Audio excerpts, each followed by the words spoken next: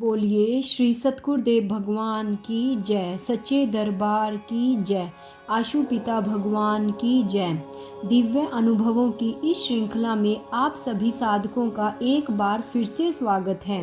चलिए शुरू करते हैं आज का दिव्य अनुभव।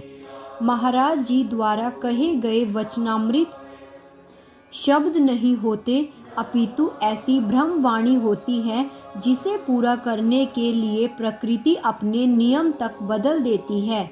ऐसा मैं इसलिए कह रहा हूँ क्योंकि उन्होंने आज तक जो भी वचन कहे हैं वे पूर्णतः सत्य सिद्ध हुए हैं। जिन वचनों का पूर्ण होना असंभव लगता था वे भी संभव हुए हैं। अपने जीवन के ऐसे ही कुछ अनुभवों को मैं साझा करना चाहूँगा। अभी आश्रम में समर्पित हुए मुझे कुछ ही समय हुआ था कि महाराज जी ने मुझसे कहा, देखना तू रूस जाएगा। उस देश के लोग जो परमात्मा को मानते तक नहीं हैं वे भी कहेंगे कि हमने परमात्मा को देखा है। महाराज जी ने ये वचन उस समय कहे थे जब दिव्य ज्योति जागृति संस्थान द्वारा ब्रह्म ज्ञान का प्रचार प्रसार आरंभ ही हुआ था। रूस जाने के बारे में तो हम सोच भी नहीं सकते थे। यही नहीं, जिस समय मैं पासपोर्ट बनवाने के लिए चक्कर काट रहा था तो मुझे एक गुरु भाई मिले जिन्हें ज्योतिष विद्या का अच्छा ज्ञान था।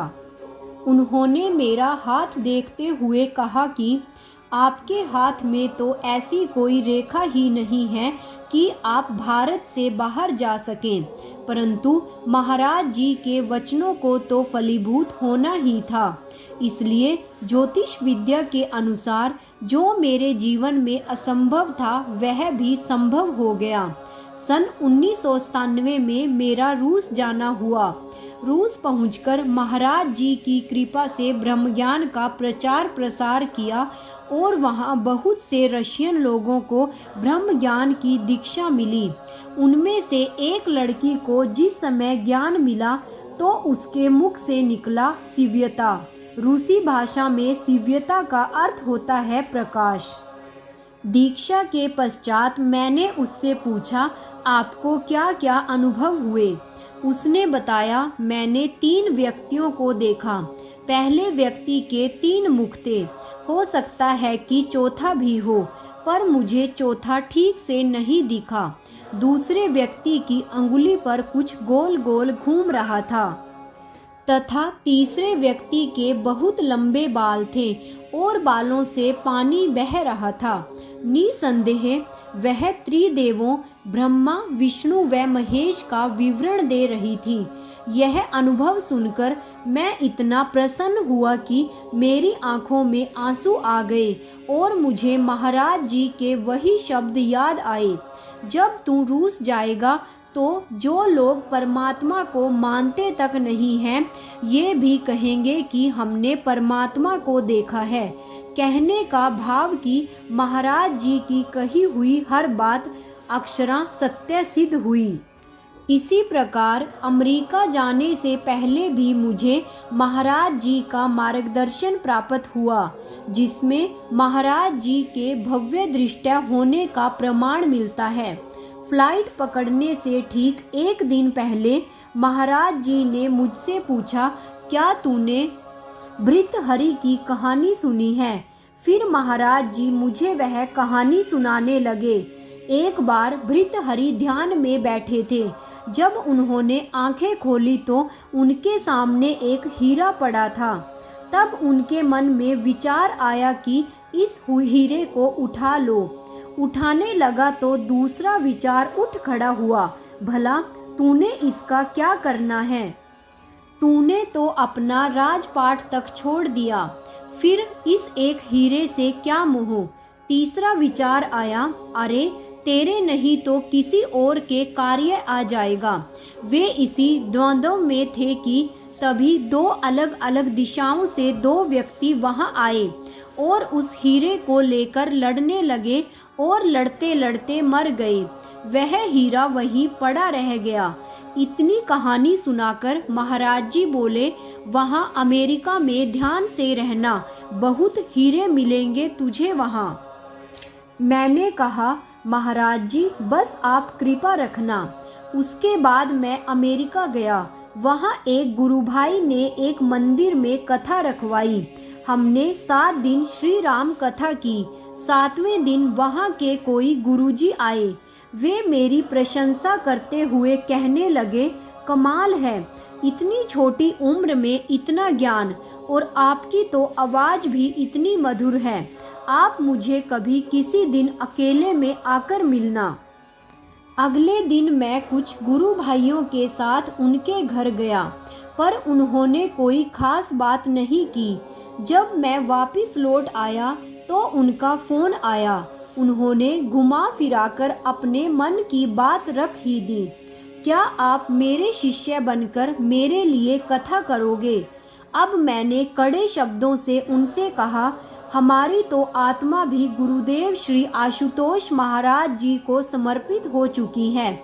मैं केवल उनके मार्गदर्शन व निर्देश पर कथा करता हूँ। और एक बात और बता दूँ, जो ज्ञान और गुण आपको मुझ में दिखाई दे रहे हैं, वे मेरे नहीं, सब मेरे महाराज जी की कृपा के श्रृंगार हैं। तब उस व्यक्ति ने मुझे अनेक प्रकार के प्रलोभन, धन और पद का लालच देने की भी कोशिश की।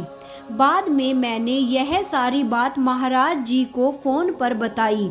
महाराज जी बोले, तुझे याद है ना, मैंने कहा था हीरे बहुत मिलेंगे वहाँ। तात्पर्य की भविष्य दृष्टा की भांति महाराज जी ने भविष्य में होने वाली घटनाओं के संकेत पहले ही मुझे दे दिए थे, तथा महाराज जी के वे सभी शब्द सत्य सिद्ध हुए थे। अब आप ही सोचिए, ऐसे पूर्ण गुरु जो हम साधारण शिष्यों के भविष्य में झांककर आने वाली परिस्थितियों के प्रति हमें सचेत कर देते हैं, तो क्या वे अपने जीवन में होने वाले घटनाओं के प्रति अनजान होंगे? नहीं, बिल्कुल नहीं। कई वर्षों पूर्व खुद महाराज जी ने मुझसे ये शब्द कहे थे, एक दिन आएगा जब हम अलोप हो जाएंगे, तब हो सकता है तुम्हारा विरोध हो, परंतु उस समय भी तुम एकजुट व संगठित रहना। खूब सुमिरन व ध्यान साधना करना, क्योंकि एक दिन मैं दोबारा वापस लौटकर आऊँगा, और जब मैं वापस आऊँगा तो दूर दूर से जिज्ञासुजन ईश्वर की खोज में ब्रह्म ज्ञान लेने आएंगे। विश्व के अलग अलग देशों से जन समूह उमड़कर यहाँ आएगा। जीवन के अनेकानेक अनुभवों के आधार पर मुझे पूर्णतः विश्वास है कि इस बार भी महाराज जी द्वारा उद्घोषित ये वचन सत्य सिद्ध होंगे ही होंगे। जय महाराज जी की, जय श्री राम। भाइयों और बहनों, ऐसे ही दिव्य अति दिव्य अनुभवों का रोज आनंद लेने के लिए मेरे चैनल DJJS परिवार को सब्सक्राइब और वीडियो को लाइक और शेयर करना मत भूलिएगा। साथ में ही नोटिफिकेशन बेल को भी ज़रूर ऑन कर लीजिएगा, ताकि आगे आने वाली सभी वीडियोस की जानकारी आप तक समय रहते पहुंच सके। और कमेंट बॉक्स में ओम श्री आशुतोषाय नमः लिखना मत भूलिएगा। जय महाराज जी की, जय आशु पिता भगवान की। ओम श्री आशुतोषाय नमः।